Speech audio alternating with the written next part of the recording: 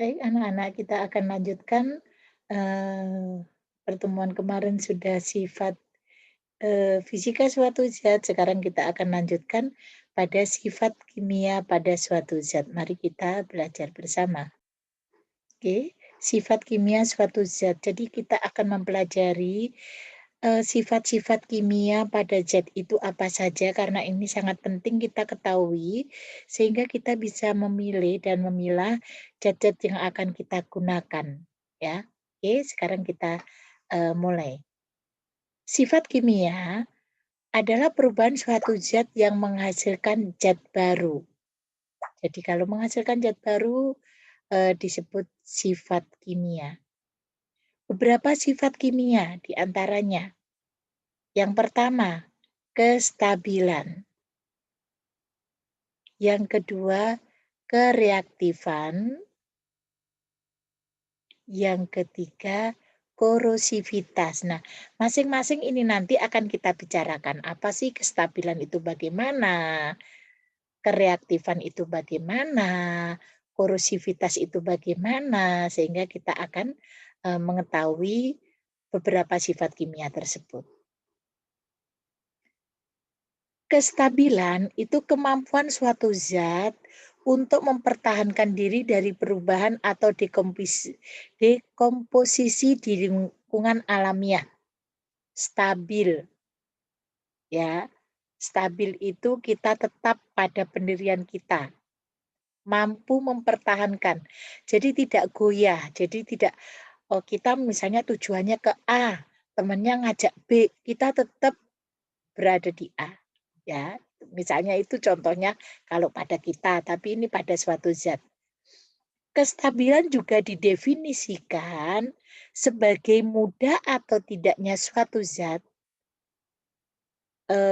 bahan itu rusak akibat dari lingkungan alamiah atau terkena udara, panas, cahaya, tekanan, atau kondisi alamiah yang lainnya.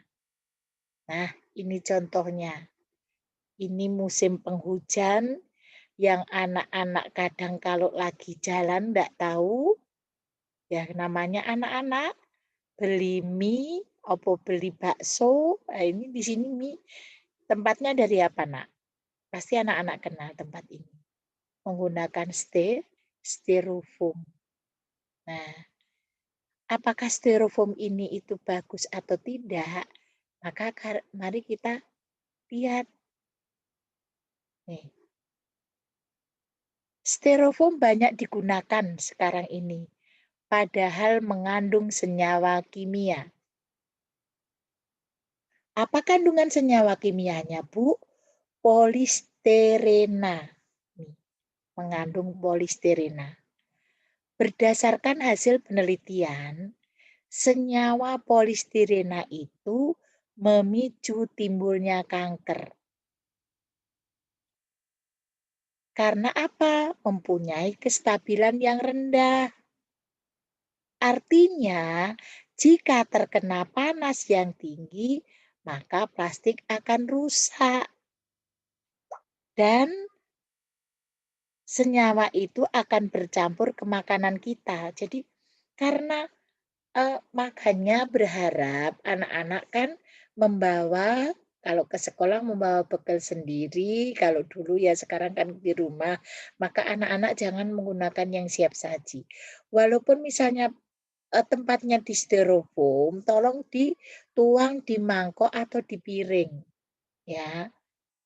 Nah, karena untuk menjaga apa? Menjaga tubuh kita, diri kita. Terjadinya kanker tidak saat ini, tidak saat anak-anak memakan menggunakan styrofoam terus kemudian besoknya sakit, enggak. Tetapi akan apa? Kemarin belajar tentang bioakumulasi. Diakumulasikan. Nah, lama-kelamaan akan menumpuk. Nah, sehingga akibatnya di belakang ketahuan, ya. Jadi, biar kita sehat, maka kita gunakan tempat makan makanan yang sehat. Pastinya tempat makan makanan yang disediakan orang tua kalian di rumah pasti akan lebih sehat. Ya, tidak apa-apa membawa alat makan sendiri, boleh, karena lebih steril ya, apalagi sekarang ini. Sekarang ini kalau beli makanan kan tapi, Ibu lihat sekarang banyak makan makanan, kalau kita pesan itu sudah tidak di styrofoam lagi ya, tetapi di dalam kardus-kardus gitu ya. Nah, itu mudah-mudahan akan menjaga lebih baik lagi. Sekarang kereaktifan.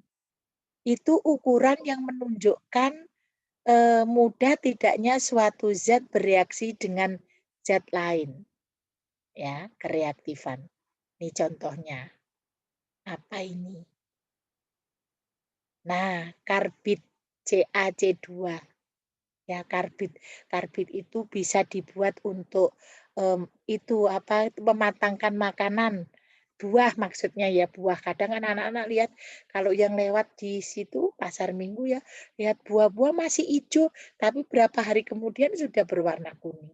Itu digunakan karbit sedikit saja, tapi memang karbit yang untuk makanan ada.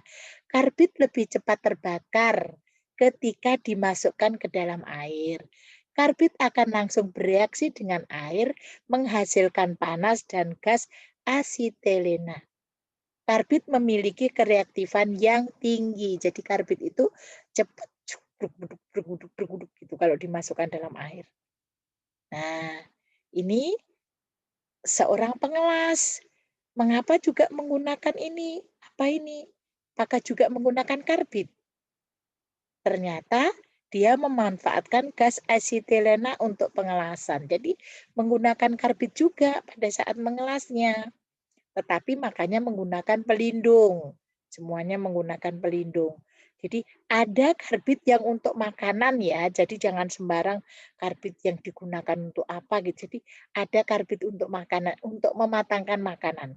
Jadi anak-anak kadang kalau lihat mangga, mangga itu kok sudah kuning-kuning semua gitu, tetapi terkadang rasanya masam karena apa? Matangnya dipaksakan gitu. Beda dengan yang matang di pohon. Nah, ini gas asetilem ini ya. Oke, berikutnya korosivitas, korosif.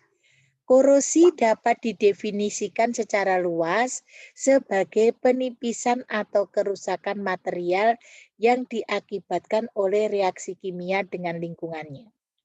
Korosi, korosi, ya. Coba lihat pembersih lantai yang ada di rumah kalian. Apakah ada yang dalamnya terkandung asam klorida atau HCl?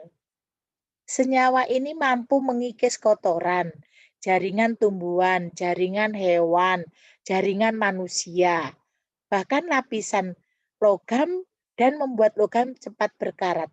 Maka asam klorida disebut memiliki korosivitas yang tinggi. Tetapi yang Ibu lihat sekarang pembersih-pembersih sekarang itu sudah tidak ada HCl-nya. Karena kalau kena tangan kan berbahaya. Ya. Kalau yang dulu pembersih itu banyak HCl-nya. Nah, ini asam klorida air keras. Nah, ini HCl pembersih. Dulu kan biar dibersihkan biar cepat bersih gitu menggunakan HCl gitu. Tapi ternyata dia korosif gitu. Nanti bisa bisa mengenai tangan kita, bisa mengenai apapun yang ada itu berbahaya gitu ya. Jadi anak-anak juga harus tahu bahwa HCl ini berbahaya, bersifat korosif, korosivitas. Bahan yang bersifat korosif lagi selain HCl yaitu asam sulfat H2SO4 rumus kimianya ini. Sulfurid asid H2SO4 biasanya kalau kita lagi di laboratorium ini menggunakan asam sulfat. Asam sulfat banyak digunakan sebagai cairan elektrolit pada aki. Nah, ya, elektrolitnya ini larutan asam sulfat A2SO4. Di anak-anak kan kadang ada pengisian aki, ayahnya ngisi aki, ikut ya. Ternyata ya ini ada asam sulfat ini, tetapi dia juga bertindak korosif, korosivitas, korosivitasnya sangat tinggi. Ya, jadi kita menghindari ya, mudah-mudahan sangat berbahaya bagi kita. Jadi kalau kena tangan terutama, akan bisa, apa itu, luka. Jadi anak-anak harus berhati-hati sekali. Makanya kalau di laboratorium kan, ada peringatan-peringatan itu ya, berbahaya, mudah terbakar, itu kan ada peringatan-peringatan di situ sebelum kita melakukan, eksperimen. Oke, jadi sifat kimia seperti itu. Oke, Nak, sampai di sini dulu. Salam sukses dan sampai jumpa. Kejarlah angan-angan kalian sampai setinggi angkasa. Sukses buat anak-anak Ibu dan sampai ketemu di pertemuan berikutnya.